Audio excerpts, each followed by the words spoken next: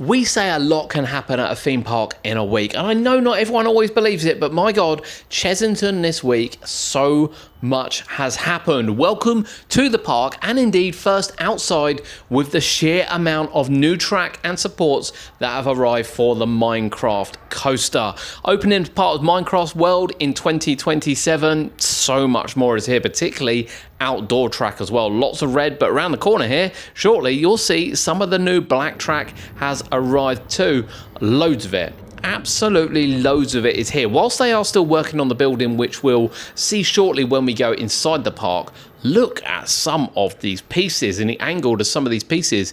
Given that all the black track, of course, is inside that building, although that show building is quite big, look at these. These are going to provide some moments for sure.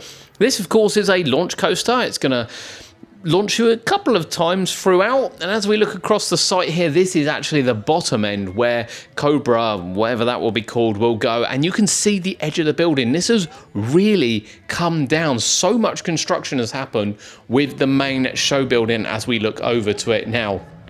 It was only going up just past the elevator last time. Look how much has gone on already. They are really pushing forward with this. I'm not sure how much more it's got to go, to be honest, but it is heading down there. And of course, the coaster will be fully enclosed in this area to give you kind of a gist of just how many show scenes there'll be and how much track will be inside and indeed outside for the turnaround point. They were installing and still are installing insulation down the side, as you can see the fascias going on, and that continues at the moment as well. All the blockiness of it will form part of the theme. So, you know, if you've seen the concept art of this, you'll know exactly what we mean by it, but it is being meticulously done to the concept art, and it will become clear once graphics start to go on. But Minecraft is coming along really, really quick at the park. I mean, this is a week since we were last here. It's incredible. More has happened, unbelievably, around the vampire area, and this is still a little bit confusing. The ride access has now moved in with the fast track gone. Unfortunately, it has the massive entrance. The doors are closed once again, and this gate is back in use for both of them. Now, it definitely caused them a problem not having the accessibility entrance around here. There is absolutely no doubt about that. It caused a lot of confusion, but to have the doors closed again is... oh, it's devastating. It really, really is. Signage has been updated around Trail of the Kings as well. I don't actually know why this gate's open, to be honest with you, because there's nothing down here at all. The question still sort of begs that if you are in a wheelchair, I'm not entirely sure how you get down under there. You'll have to let us know how that plays out and everyone kind of goes in together. Now, even stranger, around here, the sea line area is completely closed off. Can't get a good view of the sea lions at all.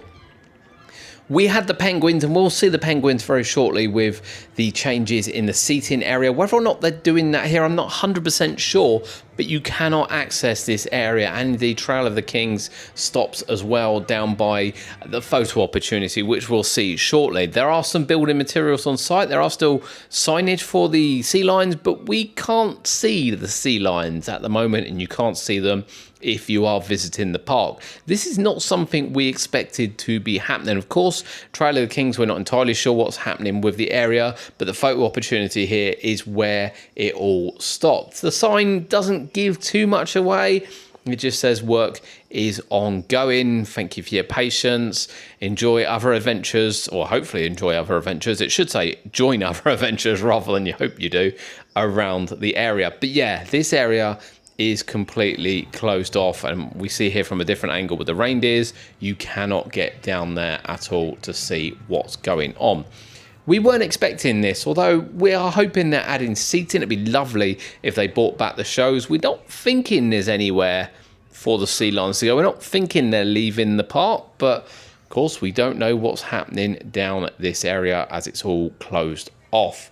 We've got summer starting very, very shortly at the park. The stage is up. We showed you this last time, and that is going to be kicking off ready for the summer period. There'll be new shows. We'll catch them, of course, when we visit the park.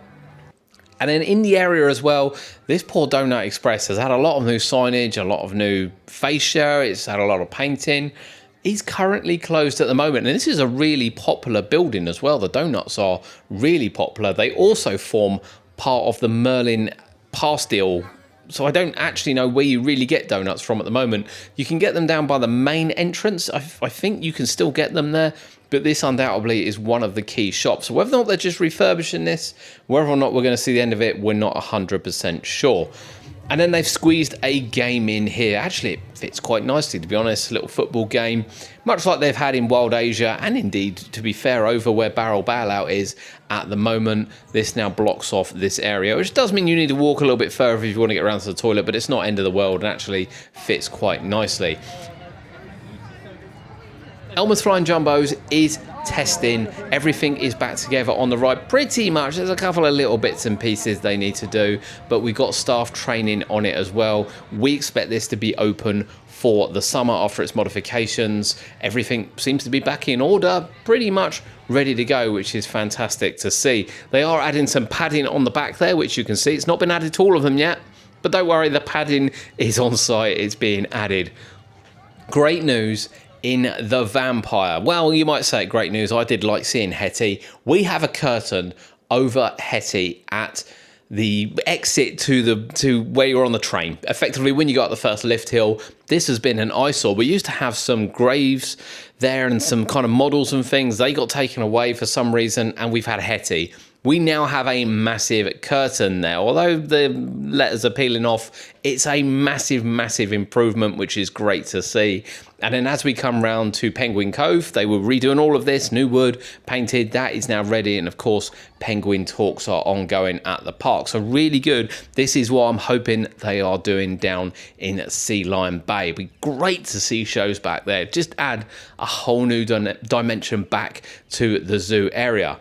Winter's Tale has gone. It's simply going to be known as Christmas at Chessington. That's it. They are now advertising this as well already as we go into the summer, 21st of November to the 24th of December from £32 per person. We think the £32 will be entrance to the Christmas Village, which is generally blocked off now. You can go to the park, for instance, to ride rides. We are expecting rides open, but if you want some of these extras which you see on screen now, you usually have to pay as part of the Christmas Village, which is the Elf Welcome. I imagine that's just a welcome. Letters to Father Christmas, Cookie Corner, the Grotto, of course, bites and shop and things. But lots has happened at Chessington in the last week. Definitely things we're keeping an eye on.